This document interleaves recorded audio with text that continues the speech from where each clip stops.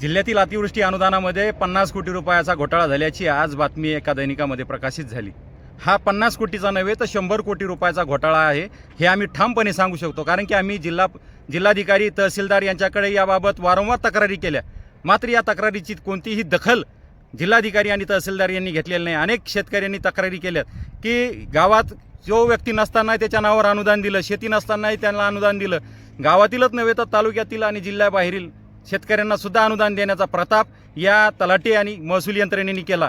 याबाबत आम्ही वारंवार तक्रारी केल्या। त्या अनुषंगाने जिल्हाधिकाऱ्यांनी चौकशीचा फार्स म्हणून 28 जानेवारी रोजी एक पत्र काढलं आणि तहसीलदारांना या सर्व प्रकारची चौकशी करण्याचे आदेश दिले। मात्र ते चौकशी गुलदस्त्यातच राहिली आणि या तलाट्यांना भ्रष्टाचार करण्यासाठी कुरण मोकळं राहिलं।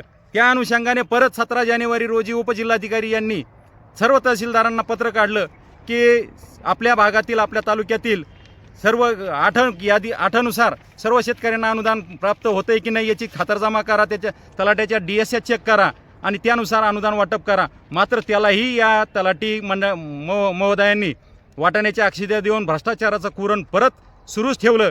त्यामुळं ह्या झालेला भ्रष्टाचार हा 50 कोटीचा नव्हे तर 100 कोटीचा आहे आणि जिल्हाधिकारी आणि उपजिल्हाधिकारी यांनी पत्र काढूनही चौकशी करूनही जर या मुजोर तलाठी आणि मंडळ अधिकारी यांची जर हिंमत वाढत असेल तर नक्कीच वरपर्यंत या सर्वांचेच हात ओले झालेले असतील, यात शंका नाही। आम्हाला तर या प्रकरणात असं वाटतंय की लुटेंगे तो मिल बाटके खाएंगे ही नवी संस्कृती या जिल्ह्यात उदयास आली आहे। या सर्व प्रकाराची आता आम्ही माननीय महसूल मंत्री यांच्याकडे तक्रार करणार आहोत आणि झालेल्या प्रकाराची सर्व चौकशी करून दोषी तलाठी मंडळ अधिकारी यांच्यावर गुन्हे दाखल करून त्यांच्याकडून सर्व लूट झालेलं अनुदान हे वसूल करण्यात यावं, हीच मागणी आमची शासनाकडे राहील।